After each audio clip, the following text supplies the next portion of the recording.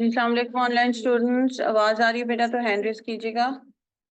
जी अबू बकर जैनब, आवाज kindly hand raise करके। Okay thank you, chat में आपने बता दिया। Okay good. जी कल हमने अपना इधर एंड किया था बेसिक ऑर्गेनाइजेशनल प्लान के ऊपर। अच्छा, ऑर्गेनाइजेशनल प्लान का आप एरो देख रहे हो, इसका मतलब है कि अरेंजमेंट, आप अरेंज किस तरह करते हो अपने मैसेज को। Cell phones I need on the table, सब बच्चों के सेल फोन्स टेबल के ऊपर। क्लास ले रहे हो या आप लोग चैटिंग करने आए हो? ये कल से मैं देख रही हूँ, थोड़ा कर रही हूँ कि something is wrong with the boys. कोई चीज अगर समझ में नहीं आ रही है तो बाय ऑल मीन्स आप पूछ सकते हो बेटा, पढ़ना तो है, समझनी तो है ये चीजें।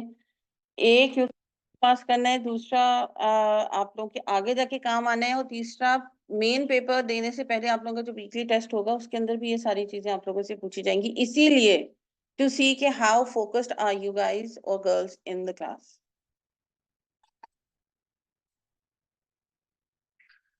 जी ऑर्गेनाइजेशन का मतलब यहाँ है हाउ यू अरेंज। ठीक है, आप अरेंज किस तरह करते हो अपने पीस ऑफ राइटिंग को। अब आइडियाज हमने क्रिएट कर लिया, आउटलाइन हमने बना ली, पैराग्राफ हम लिखने बैठे हैं, अब रफ ड्राफ्ट वाला हमारा ये सेक्शन चल रहा है, सेशन चल रहा है।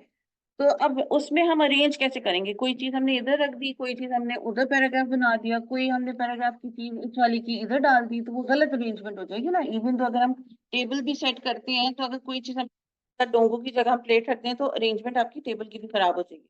तो अब समझ नहीं आएगा कि हमने इधर बैठना है या खड़े होकर खाना है एंड ऑल दैट। तो सेम इज द केस कि अरेंजमेंट आपकी लाइफ में भी जरूरी होती है, तो पीस ऑफ राइटिंग में भी आपकी जरूरी है। आप किस तरह अरेंज करोगे वो आपके टॉपिक पे डिपेंड करता है कि किस टॉपिक के ऊपर आप अपना, या किस पर्पस के ऊपर आप जो हो अपना पीस ऑफ राइटिंग कर रहे हो। या इवन ये ओरल में भी आपका चलेगा, ऑर्गेनाइजेशन ऑफ थॉट्स, क्योंकि अब जब मैं बात कर रहा हूँ तो मैंने कौन से तरीके से बात करनी है, अपने अरेंजमेंट किस तरह करनी है।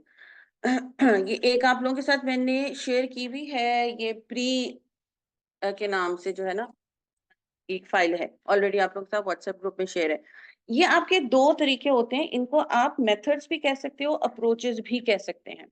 यानी कि डायरेक्ट मेथड या डायरेक्ट अप्रोच, या इनडायरेक्ट मेथड और इनडायरेक्ट अप्रोच। जिसमें आप डायरेक्ट मेथड में सीधी सीधी बात स्ट्रेट अवे कह देते हो, जिसके ऊपर आपने पूरा पर्पस और पूरा आपने कंटेंट है, तो स्टार्ट में ही आप उस बात को जो है वो शेयर कर देते हो अपने ऑडियंस के साथ। क्योंकि और ये जो आपका जो डायरेक्ट अप्रोच है that is used for good news और फॉर नेचुरल न्यूट्रल न्यूज, कि जिसमें ना खबर है ना अच्छी खबर है, और कोई गुड न्यूज आपने देनी है। गुड न्यूज से मुराद तो पॉजिटिव मैसेज आपने कन्वे करना है, तो उसके लिए आप डायरेक्ट मेथड यूज करते हो। इनडायरेक्ट मेथड आपका होगा कि जब आपने कोई सैडनिंग न्यूज है, नेगेटिव न्यूज है, बैड न्यूज है, वो आपकी शेयर करनी है, तो ऐसी सिचुएशन में आप इंडक्टिव अप्रोच भी उसको कहते हैं, कभी गूगल करोगे तो वो इंडक्टिव का नाम भी आएगा, तो वो अप्रोच हमने अपनानी होती है। उस तरीके से हम अपने आइडियाज को अरेंज करेंगे। यानी कि अब इनका तरीका क्या होता है डायरेक्ट मेथड का अरेंजमेंट का, कि गुड न्यूज है या आपकी न्यूट्रल न्यूज है, तो वो आपके फर्स्ट पैराग्राफ में ही आप उसको इंट्रोड्यूस करा दोगे, फर्स्ट 2-3 लाइंस के अंदर ही आप उस चीज को इंट्रोड्यूस। वो रिक्वेस्ट भी हो सकती है, वो आपका कोई क्वेश्चन भी हो सकता है, कोई आपकी इंक्वायरी भी हो सकती है, क्योंकि वो न्यूट्रल है। इंक्वायरी में ना कोई अच्छी खबर है ना बुरी खबर है, कोई इन्फॉर्मेशन आप ले रहे हो उनसे। और उसके बाद आप एक्सप्लेनेशन दोगे सेकंड पार्ट के ऊपर, second paragraph is going to be the explanatory paragraph. और फिर आपके चाहे 3-4 पैराग्राफ भी बन रहे हैं, अगर कोई लेंदी आपका कोई इस तरह का टॉपिक है, जो थर्ड सेक्शन होगा आपने एक पॉजिटिव तरीके से फ्रेंडली क्लोज करना है इसको। अपने लेटर में आपने एलिमेंट ऑफ पोलाइटनेस, कर्टियस होना वो लाजमी होता है आपके पीस ऑफ राइटिंग के अंदर, इवन स्पीक ओरल में भी। Indirect approach on the other hand ये होता है, इसकी एक्सप्लेनेशन सेकंड में है, लेकिन आप स्टार्ट में थोड़ा सा बफर का वर्ड वो करते हो, कि थोड़ा सा इधर उधर घुमा के फिरा कर कोई एक दो सेंटेंसेस लिखकर, डिपेंडिंग ऑन द सिचुएशन, अगर कोई बहुत ही नेगेटिव बात है तो आपको 3-4-5 सेंटेंसेस भी लिखने पड़ सकते हैं या बोलने पड़ सकते हैं। और अगर कोई छोटी सी कोई नेगेटिव न्यूज है तो चलो एक सेंटेंस बोल लिख दिया या बोल दिया या दो लिख दिए तो वो चलेगा। उसके बाद आप जो हो फिर उसकी एक्सप्लेनेशन पे आते हो कि ये नेगेटिव न्यूज आपके साथ जो शेयर हो रही है वो किस लिए हो रही है। इसमें भी आपने फ्रेंडली नोट पर ही एंड करना है, नेगेटिव न्यूज देने के बाद भी। हम इवन दो कि हम आपके साथ काम कर ही नहीं सकते आइंदा फ्यूचर में, ये लास्ट डील है आपकी और हमारी, फिर भी पॉजिटिव नोट के साथ आपने एंड करना है। आपको पता है कि उनके साथ आगे कोई लेन देन होना ही नहीं, कोई communication, because we're ending the deal or anything with the other person or the client या जो भी आपका है, फिर भी आपने क्लोजिंग जो है वो आपने पॉजिटिव करनी है। ओके ऐसी सिचुएशन में क्योंकि हम जब उनको बुरी या नेगेटिव न्यूज दे रहे हैं ना, तो अपनी तरफ से थोड़ा सा एक पॉजिटिव एलिमेंट लाने के लिए आप उनको थर्ड सेक्शन के अंदर बिफोर एंडिंग आप कैसे तो कि जी आप ये गलत काम हो गया, गड़बड़ हो गई है या ऊपर नीचे कोई चीज हो गई, लेकिन फिर भी हम अगर हमारी तरफ से मजीद हम कोई आपकी हेल्प कर सकते हो, कोई किसी किस्म की कंपनसेशन कर सकते हो, वो आप उनसे पूछ सकते हो या अपनी तरफ से उनको दे सकते हो कि अगर उनके आपके काम में कोई ऊपर नीचे चीज होगी, कोई नहीं होता जैसे by one get one free, तो वो कोई ऐसी चीज कर देंगे जो आपको कंसेशन दे देंगे, आपकी वर्किंग आवर्स कम कर देंगे, आपकी क्योंकि हम इस महीने या इस टेन्योर में आपकी सैलरी नहीं बढ़ा पा रहे हैं, अगर ये नेगेटिव तो आपको कंपनसेट ये कहते थे आपके वर्किंग आवर्स कब करते थे, तो आप उनको पूछ भी सकते हो kind of compensation you want, और या आप अपनी तरफ से उनको जो है ना प्रपोज भी कर सकते हो कोई किसी किस्म का कोई कंपनसेशन इन अ वे कि आपने बैड न्यूज जो दे दी उनको, उसके बाद we are going to end in a friendly note even though आपने नेगेटिव न्यूज उनको सुनाई है तो जैसे हम जब अपना अरेंजमेंट हमें सही होता है ना हमारे माइंड में पर्पस के अकॉर्डिंगली, पर्पस जब हमने डिफाइन कर लिया, हमें पता है कि मुझे अच्छी खबर सुनानी है या बुरी खबर सुनानी है या न्यूट्रल खबर सुनानी है, उसके अकॉर्डिंगली फिर हम अपने मेथड को या अप्रोच को जो है वो अप्लाई करेंगे और माइंड में रखेंगे, उसी के हिसाब से फिर हमने अपनी पैराग्राफिंग करनी होती है। तो ये काफी इंपॉर्टेंट, मैंने इसको बोल्ड में भी किया हुआ है। कुछ बच्चों को ऑर्गेनाइजेशनल प्लान का मीनिंग नहीं आता था स्टार्ट में ना, तो इस वजह से मैंने फिर ये ब्रैकेट में मीनिंग लिखी है। वो ऑर्गेनाइजेशन प्लान पे चले जाते थे कंपनी से रिलेटेड, तो ऑर्गेनाइजेशन का मीनिंग जो है वो मल्टीपल होते हैं ना, अरेंजमेंट भी एक वर्ड इसका मीनिंग होता है और कंपनी या फॉर्म भी एक ऑब्वियसली उसका मीनिंग होता है। अगेन यहाँ ऑर्गेनाइजेशन बात हम करें मतलब अरेंजमेंट की बात करें, इधर वो कंपनी वाला ऑर्गेनाइजेशन नहीं है। कुछ चीजें हमें माइंड में रखनी चाहिए व्हाइल वी आर ड्राफ्टिंग, क्योंकि ड्राफ्टिंग में ये समझो कि हमने कोशिश ये करनी है कि हमसे कम गलतियां हो, हमें ये माइंड में रखना है कि हमसे गलतियां होंगी, एरर्स होंगे, हो सकता है कि कोई बात ऊपर की नीचे भी हमने लिख दी हो, नीचे की ऊपर भी लिख दी हो, लेकिन मैक्सिमम रफ ड्राफ्ट करते हुए हमने ये करनी चाहिए कि हमसे गलतियां ना हो। तो इस वजह से ये नहीं है कि फाइनल ड्राफ्ट के अंदर जब रिव्यू करोगे तो देखी जाएगी कि मैंने कौन सी अप्रोच अपनानी थी और कौन सा पैराग्राफ या नीचे लिखना था। वो तो आपका एक एक्स्ट्रा आपका वो है ना रिवीजन करने को, आप समझे कि एक्स्ट्रा एक्स्ट्रा आपको चीज मिल रही है रीचेक करने को। ये नहीं है कि रीचेक वाले एलिमेंट के ऊपर अब आप सोचोगे कि अच्छा मैंने अब सही तरीके से कैसे लिखना है। तो मैक्सिमम कोशिश आपकी ड्राफ्टिंग में होनी चाहिए कि हम मैक्सिमम सही तरीके से लिखें। जो फिर ओवर एंड अबव चीजें रह जाएंगी वो हम रिव्यू के अंदर चेक करेंगे। तो कुछ ऐसी चीजें आपको पॉइंट्स टू पॉन्डर मींस के लाइक पॉइंट रखने चाहिए माइंड के अंदर while you are in the second phase, that is drafting a message. Don't pay attention to such things as spellings at this stage. इस वक्त आपने ये रिव्यू का काम है, स्पेलिंग की अपने मिस्टेक नहीं कर ध्यान नहीं करना, इवन हैंड रिटन कर रहे हो या टाइपिंग में कर रहे हो, उस वक्त जो भी आ रहा है वो देखी जाएगी। तो शायद वो खुद ही ठीक कर देगा, हैंड रिटन में जब हम एडिटिंग करेंगे तो उस वक्त हम खुद ही देख लेंगे। तो उसमें क्या होता है कि आपका जो फ्लो है ना वो टूट रहा होता है उस वक्त, अगर हम एक एक जगह रुकेंगे, फुल स्टॉप लगाया था, एस लगाया था, ई लगाया था, टेंस में रख लीजिए, तो क्या है जैसे फ्लो ऑफ थॉट्स है आपके, ऑल्दो लिस्ट तो बनी हुई है लेकिन फ्लो ऑफ थॉट्स में फिर भी हिंड्रेंस आएगी, तो उस वक्त हम नहीं चाह रहे कि आपके फ्लो ऑफ थॉट्स में हिंड्रेंस आए, तो जो आउट माइंड में रखते हुए आपने सिर्फ लिखते जाना। This draft tends to be writer centered, it is you telling what you think. अभी जो आपका रफ ड्राफ्ट है ना आप अपने लिए बना रहे हो, हमने कल देखा था ना वो फाइनल ड्राफ्ट नहीं है कि आप किसी को दे सको, तो ये आपके लिए है। तो आपने राइटर सेंटर्ड बनाना, राइटर सेंटर मतलब ये मेरे लिए है, इर्द गिर्द अभी घूम रहा होगा, मैं अभी रीडर को थोड़ी दे रहा हूँ, मैं अपनी ऑडियंस को थोड़ी दे रहा हूँ, जब मैं रिव्यू करूंगा तो मेरा ये डॉक्यूमेंट मैंने उस नजर से देखना है कि अब मैं एज अ रीडर पढ़ूंगा उसको, अभी तो मैं एज अ राइटर लिख रहा हूँ। जब मैं उसको रीचेक करूंगा फिर मैं ये समझूंगा कि मैं जिसको ऑडियंस को फॉर एग्जाम्पल फरहाना को किसी को देना है, तो मैं उसका फरहाना बन के पढ़ूंगी कि वो फरहाना की बैकग्राउंड नॉलेज ये वो उनके हिसाब से समझ में आएंगी कि नहीं आएंगी। इस स्टेज पर व्हेन यू आर ड्राफ्टिंग ये आप अपने लिए लिख लो। ऑनलाइन स्टूडेंट्स बेटा आवाज आ रही है मेरी? इसमें आपने रेलेवेंट पॉइंट्स को मैक्सिमम कोशिश करनी है कि एक जगह ही रखो। आपके ये ना हो कि एक कोई पॉइंट है वो सेकंड पैराग्राफ में आ रहा हो, उसी से रिलेटेड कोई पॉइंट फर्स्ट में आपने लिख दिया हो या कोई थर्ड में लिख दिया हो। तो एक पैराग्राफ के अंदर कोशिश करो कि रेलेवेंट इन्फॉर्मेशन जो है ना वो हमारी कपल्ड हो कहीं ना कहीं, और फ्लो भी चल रहा हो कि अगर कोई बात की है, बेशक दूसरे पैराग्राफ में जा रहे हो लेकिन उसकी कंटिन्यूटी फील आ रही है। ऐसा नहीं है बीच में तीसरा पैराग्राफ आ गया और सेकंड पैराग्राफ वो suppose to be after the first paragraph, continuity टूट जाएगी ना फिर आपकी। रेलेवेंस पीस ऑफ राइटिंग में मेन आइडिया हर वक्त माइंड में होना चाहिए कि क्या मेरा रीजन है लिखने का और मेरा टॉपिक क्या है। यानी कि अगेन मैंने कोई अच्छी न्यूज सुनानी है, बुरी न्यूज सुनानी है, इंक्रीमेंट नहीं देना है, मैंने सैलरी मांगनी है, मुझे छुट्टी मांगनी है, उनसे जो है माजरत करनी है, किसी किसी को इनवाइट करना है, वट एवर द टॉपिक में बी, उस टॉपिक को और पर्पस को आपने अपने माइंड में रखना है। ये लिख रहा हूँ और मेरा टॉपिक क्या है, ताकि फिर हम इधर उधर ड्रिफ्ट ना हो। और फिर यही वाली बात कि हमने अप्रोच को माइंड में रखना है कि कौन सी अप्रोच या मेथड मैंने करना है, डायरेक्ट करना है कि इनडायरेक्ट करना है। मैंने अपनी पीस ऑफ राइटिंग में टेबल्स डालने हैं, कोई चार्ट्स डालने हैं, यानी कि कोई विजुअल्स डालने हैं। तो अगर तो हमने लिस्ट में बनाए हुए होंगे, आउटलाइन में बनाया होगा कि अब डालने तो हैं लेकिन वर्ड्स की तरह उनको भी रैंडमली नहीं कहीं भी डाल सकते।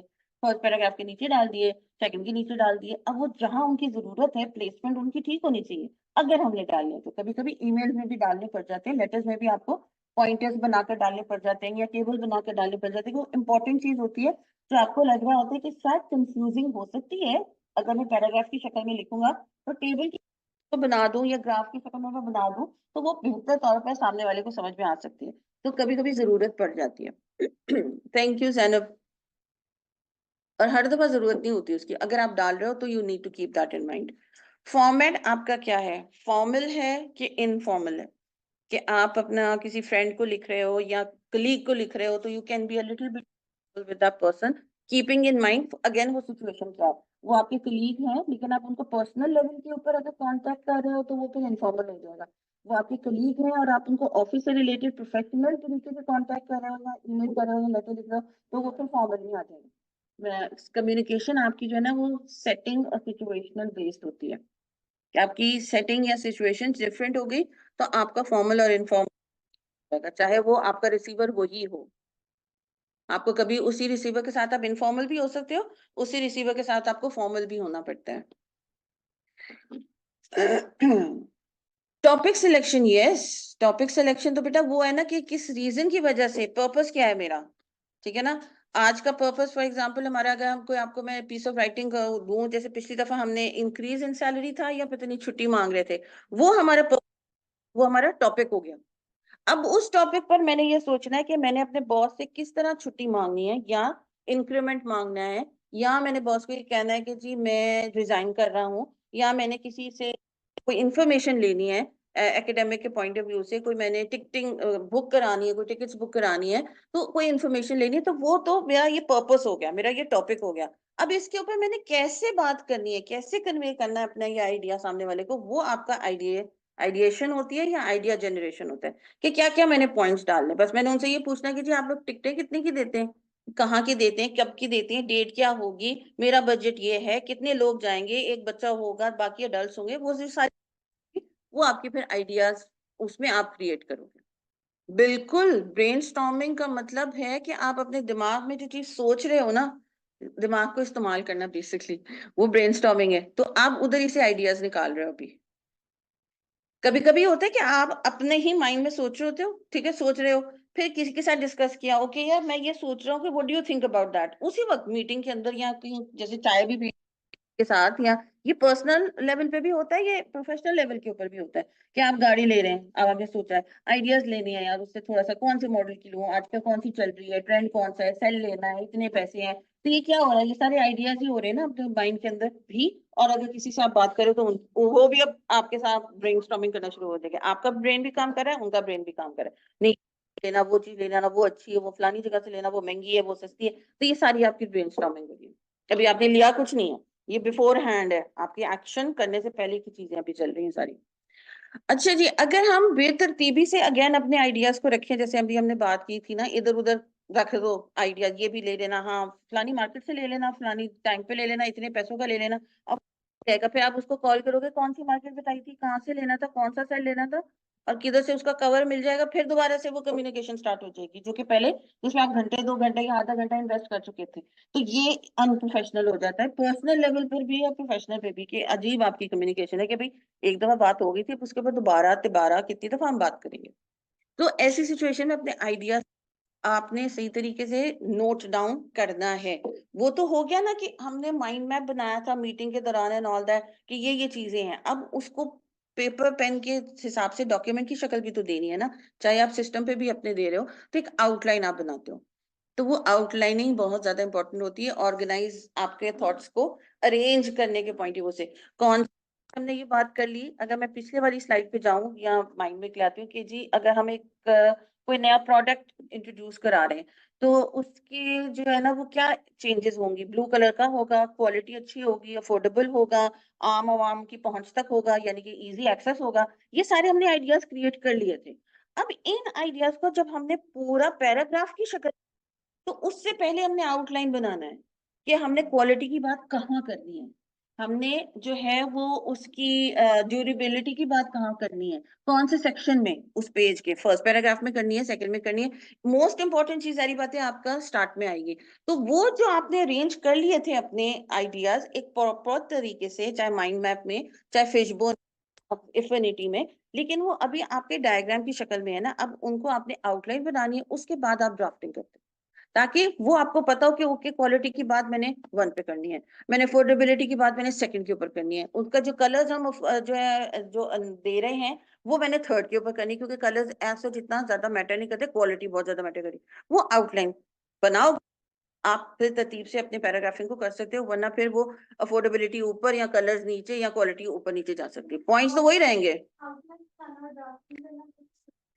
नहीं, आउटलाइन समझो कि आप एक लिस्ट बना रहे हो, इधर मेरे ख्याल से मैंने एक इमेज शेयर किया हुआ है, उसके अगेन टेम्पलेट की तरह, जैसे मैंने आपको बताया था ना माइंड मैप वगैरह, ये तो 2-3 हमें बताए गए हैं बुक में।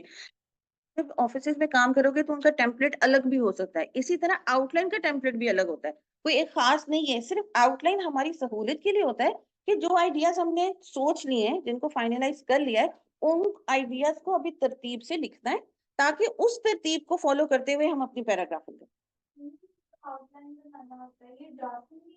बिल्कुल इनका हिस्से में ही है, क्योंकि देखो ना वो उसमें भी तो टाइपिंग आपने करनी है या हैंड राइटिंग कर रहे हो, तो ये ड्राफ्टिंग का ही हिस्सा है। आप समझो कि अभी आप पैराग्राफिंग स्टार्ट नहीं की, एक प्रॉपर डॉक्यूमेंट टाइप करना या लिखना स्टार्ट आपने नहीं किया, अभी आप जो हो आउटलाइन अपनी बनाना शुरू कर रहे हो, ये ड्राफ्टिंग का ही हिस्सा है बिल्कुल। ड्राफ्टिंग में जो अरेंजमेंट होती है,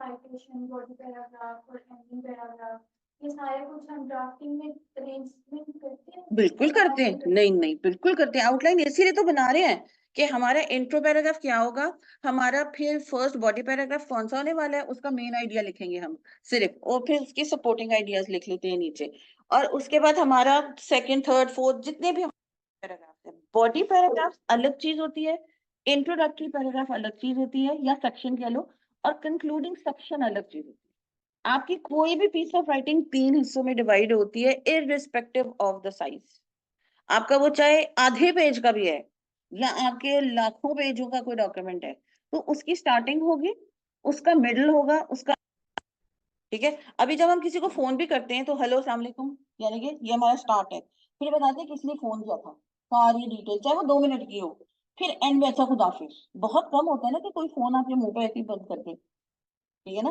तो कुछ ना कुछ आप एंडिंग करते हो, ठीक है। तो क्या हुआ, वो उस 1-1.5 मिनट की आधे मिनट की कॉल में भी आपने ये तीनों चीजें की हैं, बहुत रेयरली अब्रप्टली किसी के मुंह पे फोन बंद कर दो, जब अनलेस आपको गुस्सा आया हो तो फिर आप कर सकते हो।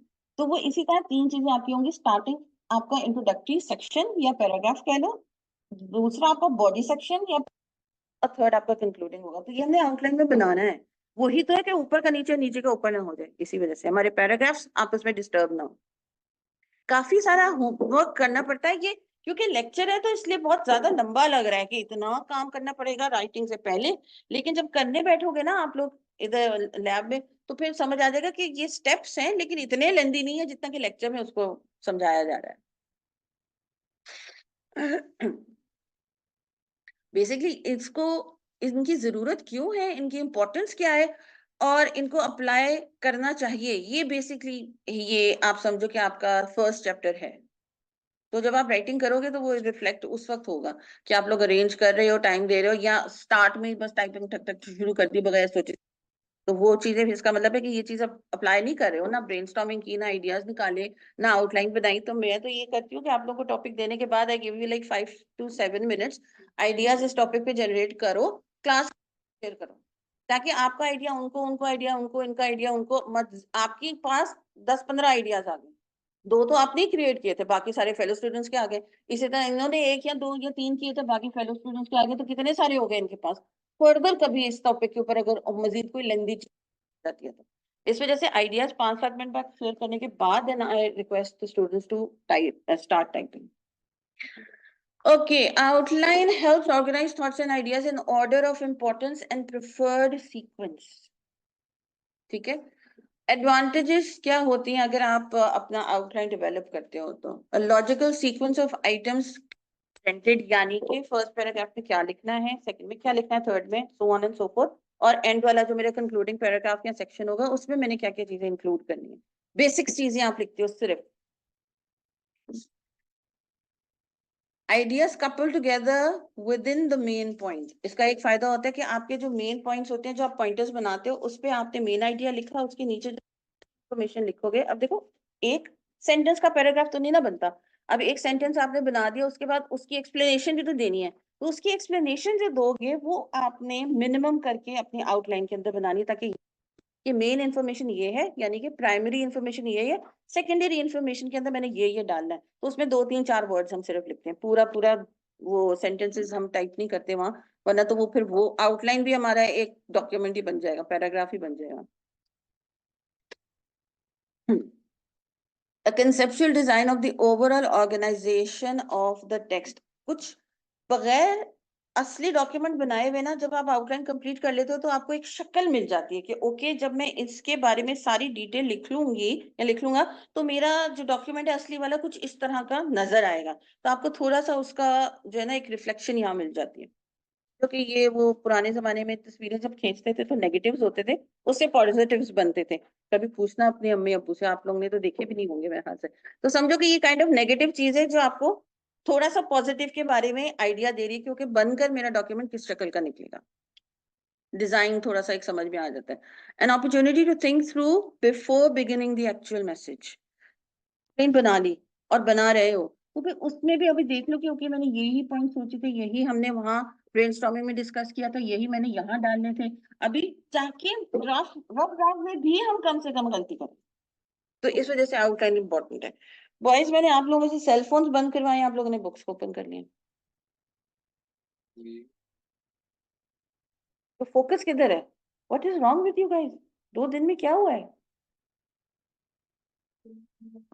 रोजे सबके हैं, मोस्ट ऑफ द पीपल का होगा अदर क्लास के अंदर रोजा। बंद करें बुक्स काइंडली,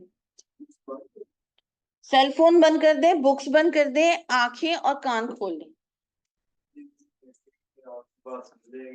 बेटा हो सकती है, या तो उधर से पढ़कर वहां फोकस हो सकता है, या इधर फोकस होता है, हो सकता है। मल्टीटास्किंग जो है ना, जरा मुश्किल काम है।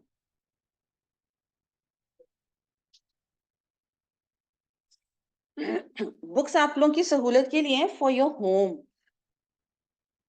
कि जो चीज यहाँ पढ़ रहे हो, समझ रहे हो, घर जाके इन स्लाइड्स को ओपन करो। ये अगर करते हो तो कर लो कि ओके, यहाँ ये जो है वो ब्रीफली बताया गया है, जो मैं यानी कि लेंदी करके बता रही हूँ, वही चीज वहां लेंदी करके लिखी हुई है। तो वो आपके घर के लिए काम होती है।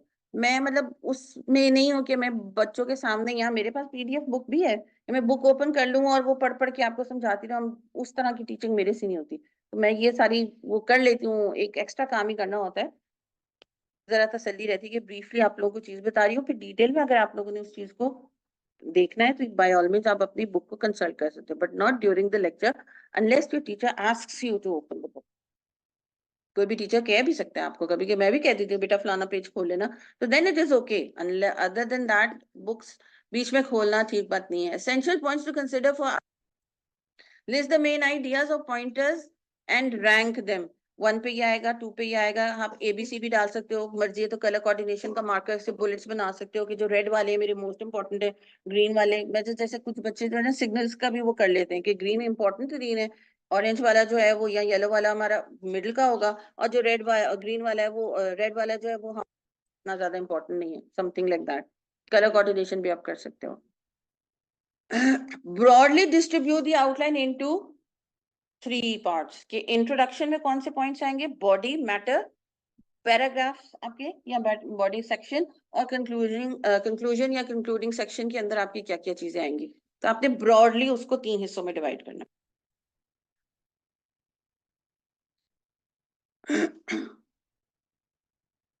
Okay, puts topic sentence in a logical sequence. Topic sentence क्या होता है अभी हम देखते हैं।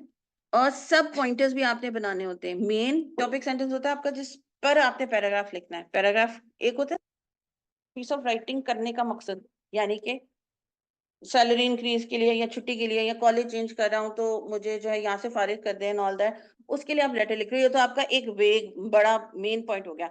उसके अंदर आप क्यों कॉलेज छोड़ रहे हो वो बताओगे ना, वो फर्स्ट सेकंड पैराग्राफ में आ जाएगा, तो वो सेकंड पैराग्राफ का मेन पॉइंट है। तो यहाँ आपके मुराद ये है कि टॉपिक सेंटेंस को हमने माइंड में रखना है कि मेरे सेकंड या थर्ड और फोर्थ और फिफ्थ पैराग्राफ का टॉपिक सेंटेंस क्या होगा जिसके ऊपर मैं पूरा पैराग्राफ लिखूंगा। कि फिर बताओगे कि जी इस वजह से मैं जो हूँ वो कॉलेज छोड़ के जा रहा हूँ, हम शहर से बाहर जा रहे हैं, समथिंग लाइक दैट, तो वो आपका मेन चीज हो जाएगी रीजन वाला। और उसके नीचे फिर आपने अपने लिखने हैं। Add supporting ideas within the sub bullet। सब बुलेट मतलब होता है जो सेकेंडरी होते हैं, कुछ इस तरह से। अगेन इससे पहले कि ये क्वेश्चन आए जो कल ऑनलाइन स्टूडेंट का किसी का आया था कि ये हमारा टेस्ट में आएगा, ये सवाल एग्जाम में नहीं आएगा, लेकिन ये यहाँ के टेस्ट में आएगा। आएगा बिल्कुल। और क्लास में भी आपसे पूछा जाएगा कि जी उस दिन आपने ये किया था तो क्या समझ में आया था आउटलाइन से रिलेटेड, ताकि ये चीजें रिफ्लेक्ट हों आपकी पीस ऑफ राइटिंग। बेसिकली इस वजह से आपको तंग करेंगे वीकली टेस्ट लेकर। क्योंकि आउटलाइन, क्योंकि बच्चे पूछते हैं ना कि जी टेस्ट में तो आना नहीं है, करें। तो इस सब्जेक्ट को बाकियों का मुझे बिल्कुल आइडिया नहीं है कि आप लोग कौन कौन से सब्जेक्ट्स कितने रिलेटेड रहेंगे आप लोग के आगे फील्ड में। ये सब्जेक्ट तो बेटा समझो अंग्रेजी है ना, तो अब जो सारे सब्जेक्ट्स भी आप लोग पढ़ रहे हो, जो काम करोगे तो करना तो इंग्लिश में ही है। तो इसको जरा हमने एक्स्ट्रा फोकस इसलिए देनी कि इनको इसको हमने बाकी सब्जेक्ट्स के साथ भी लेके चलना है। अब अगर ऑडिट रिपोर्ट बनानी है, अंग्रेजी में बनानी है, रिपोर्ट बनानी है, वो इधर ही सीखोगे ना। ऑडिट में क्या काम करते हैं वो तो मुझे भी नहीं पता, वो तो आप लोगों को ही पता होगा कैसे क्या क्या चीजें उसमें मेंशन करनी होती है, फाइनेंस की करनी होती है या क्या करनी होती है। लेकिन लिखते हैं, पैराग्राफिंग करनी है, स्ट्रक्चर बनाने हैं, टेंसेस हमारे ठीक होने चाहिए, रिपोर्ट होती क्या है, कितनी लंबी होनी चाहिए, कितनी छोटी होनी चाहिए, वो सारी आउटलाइन हमने बनानी, वो चीजें आप लोग यहाँ सीख रहे हो। तो इस वजह से सिर्फ बार बार मैं शायद हर लेक्चर में ये चीज बोलूंगी कि एग्जाम के पॉइंट ऑफ व्यू से सिर्फ नहीं हमने तैयारी करनी है सब्जेक्ट की, वो एक हमारा मकसद है, डेफिनेटली है। लेकिन आगे जाके आर्टिकलशिप में जब तक कि आप लोगों का हाथ से चीजें नहीं और आप यूज टू नहीं हो जाते हो, तब तक आप लोगों को इस बुक का वही साथ रखना है। उसके बाद फिर पता चल जाता है ओके, फिर वो कहते हैं ना कि जी बाएं हाथ का काम है मेरा रिपोर्ट बनाना और ईमेल करना, फिर आप फ्लुएंट हो जाओगे। आउटलाइन आपकी कुछ इस तरीके से बनती है। मेन आइडिया आप यहाँ मेंशन कर सकते हो नंबर 1 डालकर, आपकी मर्जी है। और सपोर्टिंग आइडिया आपने जो है वो एक फॉर एग्जाम्पल उसका डाल दिया, और यहाँ आपने सपोर्टिंग डिटेल्स मेंशन कर दिए कि मैं जो सपोर्टिंग डिटेल्स सपोर्टिंग सेंटेंसेस या रीजनिंग अपनी दूंगा, नंबर 1 पे मेरी ये होगी, नंबर 2 के ऊपर मेरी ये होगी। इसको आप ABCD कर दो, 1 2 3 कर दो, बुलेट पॉइंट, वो आपकी मर्जी है। अब आप समझो कि ये 1 से लेकर ये यहाँ तक ये एक आपका सेक्शन बना है, ये एक सपोर्टिंग आइडिया बना आपका। फिर बी में आपका ये दूसरा सपोर्टिंग आइडिया बना है, तो ये जो पूरा स्क्वायर आपको नजर आ रहा है, आप समझो ये आपका एक। कभी कभी आपकी जरूरत के मुताबिक आपको 3 सपोर्टिंग इंफॉर्मेशन भी देनी पड़ सकती है। कभी अगर आप short form of letter writing कर रहे हो, यानी कि मेमो कर रहे हो, ईमेल कर रहे हो, तो हो सकता है कि आपने मेन आइडिया के बाद सिर्फ एक ही आपने सपोर्टिंग डिटेल्स देनी है, उसके आगे मजीद 2 पार्ट्स होंगे, बस ये बी वाला सेक्शन होगा ही नहीं। कभी कभी सी भी हो सकता है, वो डिपेंड करेगा आपकी क्वेश्चन और पर्पस के ऊपर कि कितना लेंदी या कितना शॉर्ट आपने लिखना है। लेकिन ये 2 चीजें तो होंगी ही होंगी कि आपका एक मेन आइडिया होगा जिसके ऊपर आपने पैराग्राफिंग करनी है, और उस मेन आइडिया को जो आप सपोर्टिंग इंफॉर्मेशन या एक्सप्लेनेशन दोगे वो तो होगी ही होगी, वरना सिर्फ टॉपिक सेंटेंस लिख दोगे तो वो पैराग्राफ तो बनेगा ही नहीं ना, एक जुमला होगा वो। तो हमने उसको 2 लाइनें, 2.5 लाइनें या 3 लाइनें भी लिखनी है, आप छोटा भी बनाना है तो पैराग्राफ तो बनाना है। और पैराग्राफ बनेगा आपकी फिर मेन आइडिया के बाद सपोर्टिंग इंफॉर्मेशन जो आप शेयर करोगे। तो यहाँ पे हम जब लिख लेते हैं तो इजी हो जाता है, फिर आपके मेरा पैराग्राफ 1 के अंदर मेरा मेन आइडिया ये रहा और मेरी सपोर्टिंग इन्फॉर्मेशन मेरी ये रही, तो इसी को यहाँ 2 3 4 वर्ड्स में लिखी हुई होंगी ये इन्फॉर्मेशन, इनको अब मैंने सेंटेंस की शक्ल देनी है, एक्सप्लेन कर। और ये राइटिंग का जो बिफोर हैंड काम होता है ना, प्री राइटिंग, ये बड़े बड़े ऑथर्स भी करते हैं ताकि उनकी उनसे भी गलतियां ना हो, तो वो करते हैं, उसके बाद भी जाके वो कहीं पब्लिशिंग के लिए देते हैं इस चीज को। ये ह्यूमन एरर तो बेटा हो सकता है ना। इधर तक क्लियर है, ड्राफ्टिंग पे भी मैं रुकती हूँ। Online on campus students, specially boys, आप लोगों ने अच्छी खासी पीस ऑफ राइटिंग करके दी ही है जब हमने उधर लेटर किया था, और दो कल से और आज से थोड़े से हिले हुए लग रहे होंगे, नींद पूरी नहीं हो रही। आप लोग अम्मी की हेल्प करते हो सारी बनाने में? लाहौर में हो कि लाहौर से हो या हॉस्टल में रह रहे हो? तो कौन कौन बच्चा है? और गर्ल्स में से आप तीनों हॉस्टल में हो? ओके।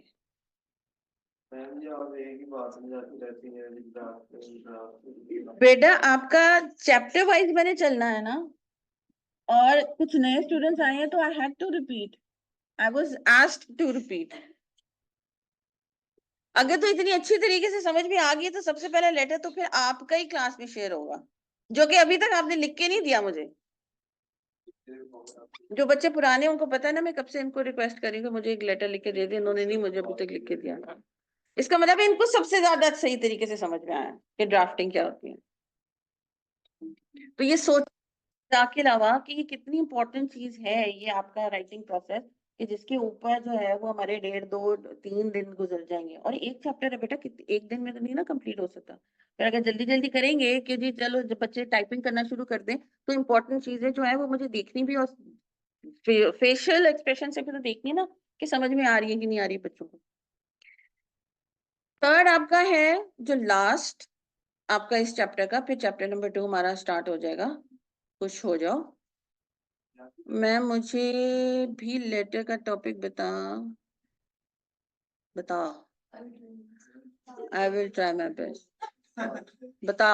ओके मैं बता देता, लगा लेना आगे, ठीक है।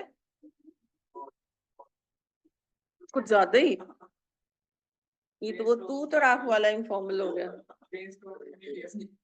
बट आई अंडरस्टैंड वो।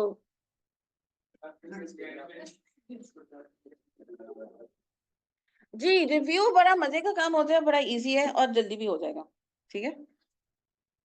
रिव्यू मतलब रीचेक करना, रिवाइज करना। कभी कभी आप देखोगे तो रिवाइज का वर्ड, अभी जैसे यहाँ मैंने ये 2 इमेजेस आपके शेयर किए हुए, सेम ही इमेजेस हैं, तो मैं एक ही को करती हूँ, फिर आप कहोगे कि 2 कर दिए हैं।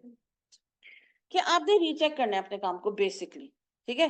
अब इसमें थोड़े सा ये ट्विस्ट है कि कौन सी चीजें हमने रीचेक करनी है। बस रिव्यू के अंदर हमने ये चीज चेक करनी है कि हमने करना असल में क्या है। अब मतलब एक होता है ना कि हमने गलत काम लिखा हुआ है, किसी वजह से एरर्स हैं, उसी काम को हमने पढ़ लिया है, वो रीड नहीं करना है, ठीक है ना। बेशक रीड करोगे और गलतियां उसमें से निकालोगे, लेकिन फॉर एग्जाम्पल अगर तो थैंक लिखा हुआ है, वर्क लिखना था तो वर्क्स लिखा हुआ है, और उसी को पढ़ रहे चले जा रहे हो। जहां वर्क्स लिखा है अगर आप पढ़ रहे हो आपको लगा ओह यहाँ तो वर्क आना था, ईडी लगानी थी, मैंने ऐसा तो गलती निकालनी है, नॉट दैट कि बस पढ़ते जा रहे हो और जी मेरा रीचेक हो गया। रीचेक मीन्स कि आपने जो है ना वो असेस करना है अपने काम को, इवेल्युएट करना है, जैसे टीचर्स करते हैं। तो समझो कि अब अपने ही काम का हम टीचर बनेंगे उसमें चेक करने के लिए। ओके, ये एक एब्रिविएशन है, 2 आर्म्स, एक आर्म है और दूसरा कप्स, ये आपको ब्लैंक में भी आ सकता है, मैं देती हूँ। कि जब आप रिवाइज करे होते हो ना तो ये इजी हो जाता है माइंड में रखना कि एक आर्म्स की एब्रिविएशन है वो हमने माइंड में रखनी है, और एडिटिंग हम जब कर रहे हैं या प्रूफ रीडिंग कर रहे हैं तो कप्स की एक एब्रिविएशन है हमने वो माइंड में रखनी है। अब आर्म से क्या आता है? ऐड, कोई चीज रह तो नहीं गई है, कोई डिटेल इंफॉर्मेशन मैंने देनी थी, कोई भी चीज मैंने ऐड तो नहीं करनी है, ठीक है। मैं अब डिटेल, आपने चार्ट डालनी थी, आपने कोई इन्फॉर्मेशन डालनी थी, कोई बुलेट पॉइंट आपने डालना था, कोई टेबल डालनी थी, कोई चीज मेरे से रह तो नहीं गई, वो तो मुझे ऐड नहीं करनी। कोई डिस्क्रिप्शन, कोई जो है वो ऐसी इन्फॉर्मेशन, कोई फोन नंबर डालना था, मैंने अप्रोक्सीमेट डिजिट बताना था कि जी इधर से इतने परसेंटेज से इतने परसेंट तक जो है ना वो हम आपको काम करके देंगे। कोई भी चीज आपने ऐड करनी थी वो रह तो नहीं गई है। कोई चीज रिमूव तो नहीं करनी है, कोई एक्स्ट्रा इन्फॉर्मेशन तो नहीं डालती है जो यहाँ इस वक्त जरूरी नहीं थी, इरेलीवेंट होगी। कभी कभी आउटलाइन के बाद भी बंदा गलती कर सकता है, लिखते लिखते कहीं थोड़ा सा माइंड उधर चला जाए, तो कोई चीज हमने रिमूव तो नहीं करनी है कि जो कोई सेंस ना बना रही हो या इरेलीवेंट, तो यहाँ रिपीट हो गए, वो एक्स्ट्रा इन्फॉर्मेशन मुझसे डल गई है, तो वो चीजें कुछ मैंने रिमूव करनी है। मैंने दो डाल दी गलती से टेबल, मैंने रफ ड्राफ्ट में बना के रखी थी, ये या ये डाल दूंगी, गलती से दोनों डल गई हैं, तो एक टेबल मैंने निकाल दी है। कोई चीज मुझे मूव तो नहीं करनी। वो चीज से मुराद टेबल भी हो सकती है, कोई अगर विजुअल डाला है, या कोई सेंटेंस, या कोई वर्ड, या क्वेश्चन, या कोई कभी कभी पूरा पैराग्राफ, ऊपर का नीचे, नीचे का ऊपर अगर हो गया, तो कोई भी चीज मुझे मूव तो नहीं करनी है। कोई चीज सब्स्टिट्यूट तो नहीं करनी है कि ये मैंने पढ़ने से ठीक है बट ओके नहीं है, मजा नहीं आ रहा है इसको, तो इसी इंफॉर्मेशन को मैं दूसरे कोई वर्ड्स यूज करके तो मैंने जो है ना वो सब्स्टिट्यूट करना, चाहे कोई और इंफॉर्मेशन। ये नहीं है कि आप दिन की बात करो तो आपने रात की बात कर देनी है, बात दिन ही की करनी है, लेकिन उस तरीके से करनी है कि ये तरीका अच्छा नहीं लग रहा, पढ़ने में, सुनने में समझ नहीं आ रहा, प्रोफेशनल नहीं लग रहा, कंफ्यूजिंग लग रहा है, तो सब्स्टिट्यूट देखो। कभी आपको सिर्फ वर्ड्स के सब्स्टिट्यूट देने पड़ जाते हैं कि ये बहुत ज्यादा वीक वर्ड लग रहा है या बहुत ज्यादा स्ट्रॉन्ग वर्ड लग रहा है। अब जैसे आपके सिनोनिम्स होते हैं वो 19-20 होते हैं, कभी कभी 18-20 भी होते हैं। तो अब जैसे एक वर्ड है आपका डिसलाइक, नापसंद, एक वर्ड है आई हेट, वो स्ट्रॉन्ग वर्ड हो जाएगा। तो कहीं अगर हमने हेट का वर्ड डालना, बहुत ज्यादा स्ट्रेंथ दिखानी है, और मैंने डिसलाइक का वर्ड डाल दिया, तो वो मेरा एक्सप्रेशन कमजोर हो जाएगा।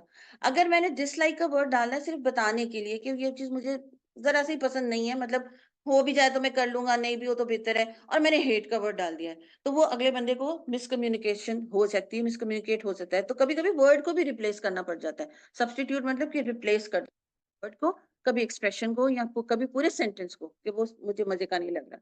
तो वो आप अपने माइंड में रखना है कि आपने किस तरीके की कोई चीज को रिप्लेस या सब्स्टिट्यूट करना है। ओके, फिर आते हैं हम बाद अपने एडिटिंग पे, जिसपे हमारा प्रूफ रीडिंग भी एक हिस्सा होता है। ठीक है, अब हमने कटिंग एंड पेस्टिंग वाला काम करना है। इसके लिए हमने कप्स माइंड में रखना है, सी से बड़ा इजी वाला है कैपिटलाइजेशन। हमें ये पता होना चाहिए कि कौन कौन चीज हो, किस किस वर्ड को कैपिटलाइज करना है। सिर्फ starting of the word is not capitalize. कहाँ का कैपिटलाइजेशन यूज होती है बॉयज? सारा लिखा हुआ ही है ना, तो ये माइंड में रखना है कि आपके प्रॉपर नाउन्स जो हैं वो आपके सारे जो है ना वो कैपिटलाइज्ड होने हैं। Okay, usage. कभी कभी हमने वर्ब लिखना था तो हमने एडवर्ब लिख दिया, या एडजेक्टिव लिखना था तो हमने नाउन लिख दिया है। हमारे वर्ड चॉइस की यूजेज है, हम अपने सही अल्फाजों का इस्तेमाल कर रहे हैं कि नहीं कर रहे हैं। यहाँ नाउन अच्छा नहीं लग रहा, इंफॉर्मेशन इज अ नाउन, यहाँ मुझे इन्फॉर्म लिखना चाहिए था, तो इन्फॉर्म लिखना बेहतर है एज कम्पेयर टू इन्फॉर्मेशन। तो ये हमने चेंजेस इसमें देखने कि मेरी वर्ड चॉइस जो है वो मैंने सही तरीके से इस्तेमाल किया हुआ, यूजेज मेरी ठीक है कि नहीं है। और पंक्चुएशन सारों बच्चों को पता है, ठीक है, पंक्चुएशन मेरी ठीक है कि नहीं, कि आप यकीन करो कि एक फुल स्टॉप और कॉमा को भी वो चेक करेंगे।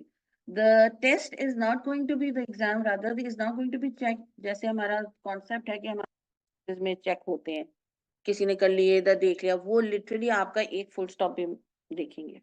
तो keep that in mind, keep this test, take this test rather seriously, क्योंकि ये आपका ये एमसीक्यूज बेस्ड नहीं है। दूसरा ये कि आपका रिटर्न है, करते आए हैं हम रिटर्न, लेकिन ये टाइपिंग है, थोड़ा सा चैलेंजिंग वहां हो जाता है। और तीसरा ये बिल्कुल भी जो कॉन्सेप्ट है हमारा, वी माइट बी रॉन्ग, कि जो बोर्ड ऑफिस वैसे ही चेक कर लेते हैं, तो ये नहीं करेंगे वैसे, चाहे हमारा कॉन्सेप्ट जैसा भी है, ये सही तरीके से चेक करेंगे, लिटरली एक एक लफ्ज पढ़कर आपका। तो पंक्चुएशन शुड बी करेक्ट, और स्पेलिंग आपने अब चेक करनी है। याद है कल मैंने कहा था, या आज शायद, कि स्पेलिंग वगैरह भी हमने उस ड्राफ्टिंग वाले सेक्शन में चेक नहीं करनी है, अब यहाँ आके हम वो चेक करेंगे। मैंने फुल स्टॉप डाला था, कॉमा डाला था, अपॉस्ट्रोफी एस डाला था, कॉमर्स डालने थे, नहीं डालने थे, क्वेश्चन मार्क डाला था, वो उस वक्त नहीं देखना, यहाँ देख। अब अपना कि कोई चीज ऐसी तो नहीं रहेगी, पंक्चुएशन में कोई स्पेलिंग मिस्टेक तो मेरी नहीं है। अगर हम टाइपिंग करते हैं तो यूजुअली वो हमारी टाइपिंग में ब्लू एरर एक लाइन आ जाती है ना स्पेलिंग मिस्टेक की, रेड आ जाती है स्पेलिंग मिस्टेक की, ब्लू आ जाती है आपके ग्रामर की मिस्टेक की। उधर वो लाइंस नहीं आएंगी। उधर जब आप अपने काम को रीचेक कर रहे होगे तो आपको ये चेक करना है कि स्पेलिंग मिस्टेक तो नहीं है। हमें एक कुदरती तौर पर इंडिविजुअल को पता होता है कि मैं कहाँ कहाँ ना टेंसेस में गड़बड़ करता हूँ, कहाँ कहाँ मेरी स्पेलिंग में गड़बड़ हो जाती है। मुझे नहीं याद रहता कि इसमें डबल एल लगाना था कि सिंगल एल लगाना था। हमने ज्यादा बारीकी से फोकस करना है कि जहां आपको अपनी गलतियां पता हो कि मुझसे अक्सर हो जाती हैं, तो वहां स्पेलिंग आपने ज्यादा चेक करनी है। ऐसी सिचुएशन में आपको पता हो कि मुझे गड़बड़ मेरी हो जाती है, डबल में आई वाई वाले वर्ड में या किसी भी एक्स वाई जी वर्ड्स के अंदर गड़बड़ है, तो you need to be knowing that thing. अच्छा, ये दूसरी इमेज भी उसी तरीके की मैंने डाली थी। तो मेन आपका जो रिव्यू का जो था ना, वो वही स्लाइड है।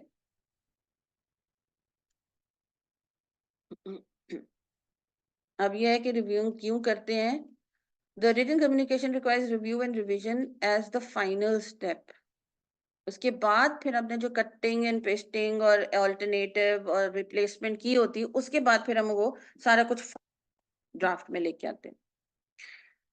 From simple rereading of the text or for clarity to more detailed technical review. कभी कभी हम वो खुद भी करते हैं और कभी कभी हम किसी से करवा भी सकते हैं। कभी ऐसी सिचुएशन आ जाती है कि आपको एक प्रोफेशनल हेल्प की जरूरत पड़ती है, तो आपने अपना खुद तो काम चेक कर लिया है, तो आप किसी प्रोफेशनल को भी चेक करवा सकते हो कि यार ये ओके, ओवरऑल मेरा ये टॉपिक है, तो मैंने do I sound professional enough. Okay, recap sorry review में रीकैप करते हो आप अपने रफ ड्राफ्ट को एज अ होल। पहले अभी हम डेप्थ में नहीं गए, हमने अपने पूरे डॉक्यूमेंट को देखा है। ओके, मैंने ये सोचा था आउटलाइन के हिसाब से मैंने 5 पैराग्राफ बनाने थे, देखने में 5 लग रहे हैं, ओके हाँ है ये 5, ठीक है ना। तो इसका मतलब है कि आपने साल पहले उसको लुक देनी है। पैराग्राफ के बीच में मैंने लाइन छोड़नी थी, छोड़ी है कि नहीं छोड़ी है। ओके, 5 डिफरेंट सेक्शंस मुझे विजुअली नजर आ रहे हैं। तो अभी आपने ये रिकैप करना है अपना एक रफ ड्राफ्ट को। Deep revision is the key to effective document. उसके बाद आप फिर डीप रीडिंग के ऊपर आओगे। Keeping the PRCM in mind. इधर भी पीआरसीएम को माइंड में रखना है कि पर्पस पे ही लिखा है। रिसीवर रखते हुए उसको ये टर्म्स, ये चीजें, ये लेंदी पना या छोटा चीज अगर मैं लिख रही हूँ ये समझ में आ जाएगी, टू द पॉइंट में लिख रही हूँ, तो ये लिख रहा हूँ तो ये चीज उसको कन्वे हो जाएगी, मिसअंडरस्टैंड तो नहीं करेगा। मेरा कंटेंट ठीक है उसी आउटलाइन के हिसाब से जो मैंने किया है, और मैंने उसको फिर कैसे जो है वो सेंड करना है, वो ये पीआरसी तो डेफिनेटली आपको माइंड में रखना है जब आप अपनी रीचेकिंग भी कर रहे हो। तो क्लियरली क्रिएट कनेक्शन आइडियाज, कि अगर आपके आइडियाज आप देख रहे हो कि रफ ड्राफ्ट में कनेक्टेड नहीं है, एज अ होल काम नहीं लग रहा, थोड़ा सा इधर उधर उसको कहते हैं ना पड़ी हुई चीजें लग रही, तो आपने क्लैरिटी उसके अंदर लेके आनी है। The document becomes reader centred. इधर आकर अब आप जब अपना रिविजन कर रहे हो और रिव्यू कर रहे हो, तो अब आप समझो कि मैं एज अ रिसीवर पढ़ रहा हूँ, को दे दिया भाई, अब वो पढ़कर क्या सोच रहा होगा, तो समझ में आ जाएगा कि नहीं आएगा। और questions are asked within, ये एक रीडिंग टेक्निक होती है काफी टेक्निक्स के बीच में, कि जब आप नॉर्मल रीडिंग भी कर रहे हो, जब कॉम्प्रिहेंशन की रीडिंग भी मैं आपको बताऊंगी हम करेंगे, तो उसमें भी अपने आप से सवाल पूछना चाहिए। ये एक अच्छे रीडर की निशानी है कि पढ़ते पढ़ते आप अपने आप से सवाल कर रहे होते हो, क्या यही ऑथर कहने की था, तो मैं समझ रहा हूँ, डज इट मेक सेंस, हाँ यही था, मतलब you need to ask certain questions. तो ये आपने अपने आप से उससे सवाल पूछने हैं कि ये मेरे रीडर को समझ में आ जाएगा, ये टर्म ये चीज समझ में आ जाएगी, वो सिचुएशन में आकर कहीं स्टक तो नहीं हो जाएगा, मैंने जो कॉमा डालकर या ब्रैकेट के अंदर इंफॉर्मेशन डाली है वो उसको समझ में आ जाएगी कि मैंने क्यों डाली है। तो सर्टेन क्वेश्चंस आपने अपने आप से पूछने हैं उस वक्त जब आप फाइनल रीडिंग अपनी कर रहे होगे रिवीजन में। ये एक हेल्दी एक्टिविटी मानी जाती है for readers. How much support will each idea need to convince your readers. कुछ क्वेश्चंस आप ये भी पूछ सकते हो, मैंने जो बताए थे कि ये जो मैंने सपोर्टिंग इन्फॉर्मेशन डाली है ये सफिशिएंट रहेगी मेरे रीडर के लिए, समझ में आ जाएगी उसको ये बात। मुझे कंसाइज तो इन्फॉर्मेशन देनी है, लेकिन मुझे ये लग रहा है कि ये शायद उसको समझ में ना आए, तो मैं कुछ रिप्लेसमेंट कर लूं। फॉर एग्जाम्पल अगर 8-9 लफ्जों का सेंटेंस बनाया है, तो मैं उसको रिप्लेस करके 12 लफ्जों का सेंटेंस बना देता हूँ, बहुत ज्यादा नहीं करता, लेकिन उसको 12-13 सेंटेंस का वर्ड्स का सेंटेंस बना देता हूँ, ताकि उसको मजीद थोड़ी सी 1-2 वर्ड्स डालकर मैं क्लैरिटी उसको दे दूँ। तो ऐसी सिचुएशन क्रिएट हो सकती है। Which term should be defined for these particular readers, जैसे मैंने आपको कहा था कॉमा डालकर या ब्रैकेट डालकर आप उन डिफिकल्ट टर्म्स की एक्सप्लेनेशन साथ में दे सकते हो। और कौन कौन सी ऐसी टर्म्स हैं जो शायद मेरे रीडर को समझ में ना आए, समझ में आ जाएंगी, वो भी टर्म्स हैं, मगर ABC हो सकता है कोई ऐसी टर्म्स मैंने यूज की जो शायद समझ में ना आए। ऑर्गेनाइजेशन मेरी ठीक है, अरेंजमेंट मेरी जो है वो मेरी पूरी पीस ऑफ राइटिंग की ठीक है कि नहीं ठीक है, ड्यूरिंग रीडिंग अपने आप से सवाल करने कि वो कहीं कंफ्यूज तो नहीं हो जाएगा मेरा रीडर, क्योंकि मैं ही शायद कंफ्यूज हो रहा हूँ। अगर आप ही अपने काम पर रुक कर दोबारा से पढ़ रहे हो, उसका मतलब है कि आप ही को जब आपका काम समझ नहीं आ रहा तो सामने वाले को तो होगी। तो उधर ही रुक कर अपने काम को जो है दोबारा से रीचेक करना है कि कहाँ मुझे बेहतर करने की जरूरत है। और ये लास्ट वाला काफी इंपॉर्टेंट है। Do readers need to know x before you explain और वाई, कि आपको ये लग रहा है कि रीडर को जो मैं इंफॉर्मेशन दे रहा हूँ उसके उससे पहले उसको उसकी उस मेन पॉइंट की बैकग्राउंड इंफॉर्मेशन देना मेरे लिए जरूरी है थोड़ी सी, ठीक है ना। अब अगर मेरे जैसा बंदा हो ना, तो अगर आप लोग एप्पल का जो फोन वोन है उसकी को बातचीत करोगे ना, तो पहले तो मुझे काफी सारी इंफॉर्मेशन बैकग्राउंड में देनी पड़नी है, फिर जाके मुझे वो बात चीज समझ में आनी है। सेल फोन दैट मच, तो वो अगेन आप लोग मुझे जानते होंगे तो आपको पता होगा कि हाँ जी मैं इसको थोड़ा सा बताना पड़ेगा, फिर मेन पॉइंट पे हम आएंगे ना तो मैं कनेक्ट कर पाएंगे। तो कभी कभी वाई जो होगा आपका वो मेन एलिमेंट है, लेकिन उससे पहले आपको शायद कुछ एक दो सेंटेंस या एक दो टर्म या एक सेंटेंस ही शायद शायद कुछ आपको बैकग्राउंड इन्फॉर्मेशन देने की जरूरत पड़ सकती है in order for your reader to understand what the main point is. तो ये भी चीज माइंड में रखनी है। आप क्योंकि उसको तो आता ही होगा, हो भी सकता है कि शायद उसको ना आता हो, कोई ऐसी चीज है जो आपको लग रही है कि थोड़ी सी आउट ऑफ द बॉक्स है, तो मे बी उसको ना आती हो, तो उसके पहले आप थोड़ी सी इन्फॉर्मेशन उसको दे दो ताकि वो इजीली कनेक्ट कर पाए एक्स विद वाई। आवाज नहीं आ रही, किसी को भी नहीं आ रही? इधर तो आ रही है, और इधर तो बच्चों को कुछ काफी ज्यादा ही आ रही है। अबू बकर को नहीं आ रही है, जैनब आपको आ रही है? अब आ रही है, ओके।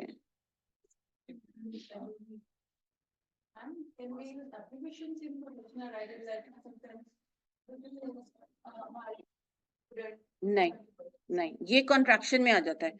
तो फॉर्मल राइटिंग में अवॉइड करना चाहिए कॉन्ट्रैक्शंस को, और एब्रिविएशन या एक्रोनिम्स जो होते हैं उनको भी अवॉइड करना चाहिए। लेकिन अगर किसी आप लिख रहे हो तो ब्रैकेट में उसका फुल फॉर्म लिख दो, या फुल फॉर्म लिखा है तो ब्रैकेट में उसका आप एक्रोनिम लिख दो। लेकिन खाली एक्रोनिम लिखना वो गलत है, क्योंकि हमें तो नहीं, सारों को तो नहीं पता ना वो XYZ क्या स्टैंड करता है या ABC क्या चीज स्टैंड करती है एंड ऑल दैट।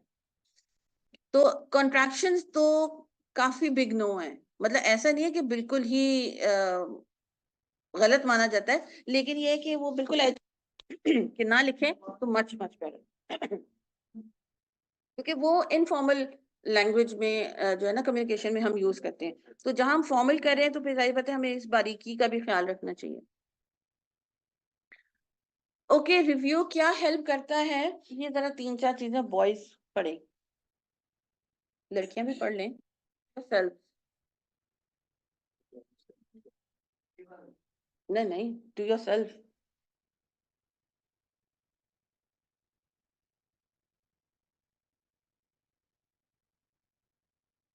कोई चीज इसमें से ना समझ आई हो? इजी है ना? इंशाल्लाह फिर रिफ्लेक्ट होगा ना पीस।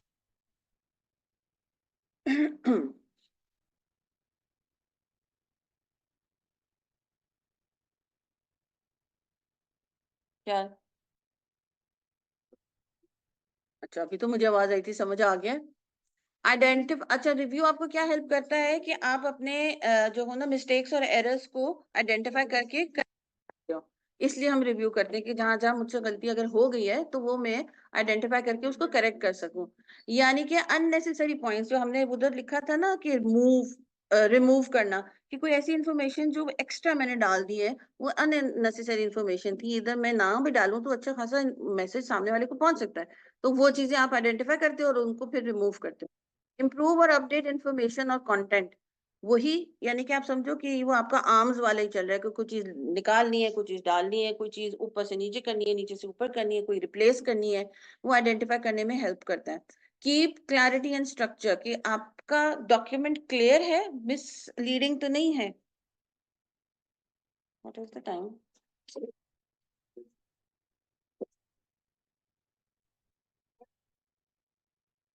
12:05। अभी नहीं, वैसे ही हमारी 10-15 मिनट्स लेट क्लास स्टार्ट हुई है, और वैसे ऑफिशियली हमारा 11:15 तक का टाइम है, not 1 hour. Okay, avoid miscommunication और मिस को, अभी हमने चीज को, फॉर एग्जाम्पल 90,000 कुछ लिखना था, तो हमने जो है वो एक जीरो डालकर उसको गलत मिस कोड कर दिया। वो कितना बन जाएगा? 90,000 का आपका नॉन लॉग बन जाएगा। और मिस कोटिंग का सिर्फ फिगर से मुराद नहीं है यहाँ। मिस कोटिंग मीन्स कि कोई इंफॉर्मेशन आपने गलत प्रोवाइड कर दी है, जो कि आपको नहीं करनी थी या नहीं करनी चाहिए थी, तो आपने नहीं डाल दिए बीच के अंदर, कि किसी बात को आपने कोट इस तरह कर दिया कि हाँ जी हम तो आपको 15 दिन में काम करके दे देंगे, जबकि आपके बॉस ने कहा था कि इनसे कम से कम 20 से 25 डेज आप मांगिएगा। तो वो आपने मिस कोट कर दी ना इन्फॉर्मेशन उनको। तो वो चीज सिर्फ फिगर्स में नहीं आएगी, वो इन्फॉर्मेशन में भी आपकी मिस कोटिंग आ सकती है, तो वो चीजें आपने नहीं करनी है।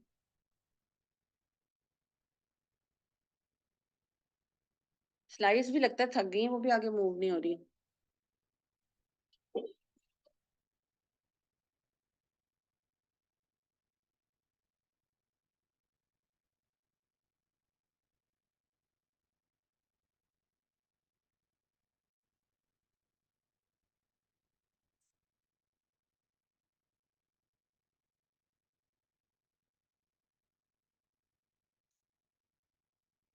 अभी जैसे मैंने कहा था कि कभी कभी आप खुद भी अपना रिव्यू कर सकते हो।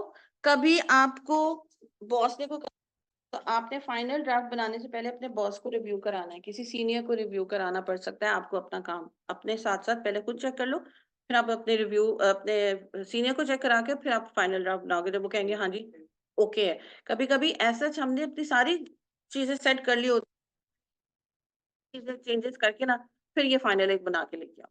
तो कभी कभी प्रोफेशनल्स को, जैसे मैंने बताया था कि आपको करना पड़ जाता है एकेडमिक पॉइंट ऑफ व्यू से, अगर आप लोगों को कोई असाइनमेंट मिल जाती है, कोई टास्क मिल जाता है, कोई प्रोजेक्ट मिल जाता है करने को, अब जैसे ऑडिट के ऊपर एक कर लो, या आपके जितने सब्जेक्ट्स हैं, इकोनॉमिक्स है इन ऑल दैट, तो उसके ऊपर अगर आप कोई चीज बना रहे हो, तो हो सकता है कोई आपको दिखाने पड़ जाए कि सर ये मैंने बनाया था, आप इकोनॉमिक्स पढ़ाते हैं, तो ये जरा ठीक लग रहा है आपको, तो आप किसी प्रोफेशनल को आप जाके चीज दिखा सकते हो कि मैंने तो अपनी तरफ से सही कर लिया है, लेकिन प्रोफेशनली भी आप चेक कर लो। कभी आजकल के जमाने में सॉफ्टवेयर और वेबसाइट्स भी इस तरह की आ गई हैं कि आप अपना कॉपी पेस्ट करके वहां भी जो हो वो अपना मटेरियल कंटेंट डाल सकते हो, और वो आपको रिव्यू दे देते हैं कि जी ग्रामेटिकली ठीक है, सेंटेंस स्ट्रक्चर आप, या ये बात इनअप्रोप्रिएट तरीके से लिखी हुई है, इसको फलाने तरीके से आप लिख दो। इस वाले सेक्शन के लिए grammarly.com जो है ना, वो बहुत अच्छी वेबसाइट है। वो पेड भी है और अनपेड भी है, तो वो आप अनपेड वाली भी यूज कर सकते हो। अगर आपको अच्छी लगती है, प्रोफेशनली कोई काम आगे कर रहे हो या कंटेंट राइटर हो ऑलरेडी, तो you can use it as a pro also.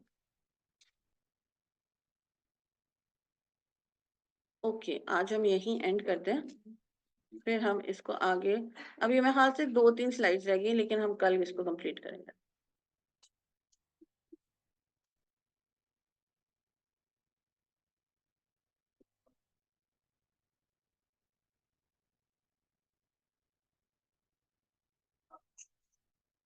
आप लोग का टेस्ट फ्राइडे को होगा, Saturday Sunday is gonna be of.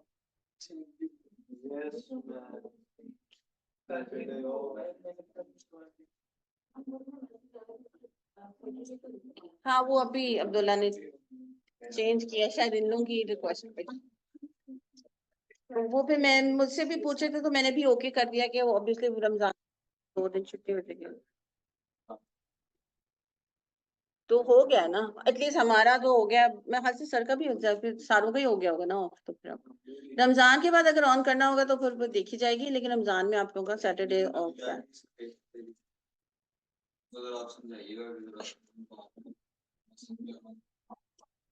अच्छा, Abu Bakr, any questions regarding today's lecture? और आप लोगों का कोई क्वेश्चन, क्वेश्चन पूछोगे ना, तो मुझे अच्छा लगता है एज अ टीचर, के मुझे समझ लगता है कि बच्चों ने कुछ तो ध्यान दिया है, और कुछ नहीं समझ आया तभी पूछ रहे हैं। वो तो और अच्छी बात है। और ये वाली जो आप बात करें कि जब काम करोगे कि ये चीजें माइंड में रखी हैं कि नहीं रखी हैं, और दूसरा जब इधर के टेस्ट दोगे